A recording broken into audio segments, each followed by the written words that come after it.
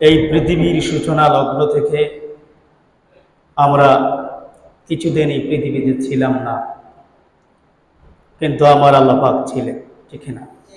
এখন আমরা এই পৃথিবীতে আছি, এখনো আল্লাহ পাক আছেন। কিছুদিন পরে আমরা এই পৃথিবীর জমিন থেকে বিদায় নিয়ে যাব, আল্লাহ পাক থাকবেন। সুবহানাল্লাহ। তাহলে এটা অবশ্যই সত্য, আসমান জমিন, চন্দ্র সূর্য গ্রহ নক্ষত্র সমস্ত সবকিছু আল্লাহর সৃষ্টি, এগুলা একদিন বিলুপ্ত হয়ে যাবে।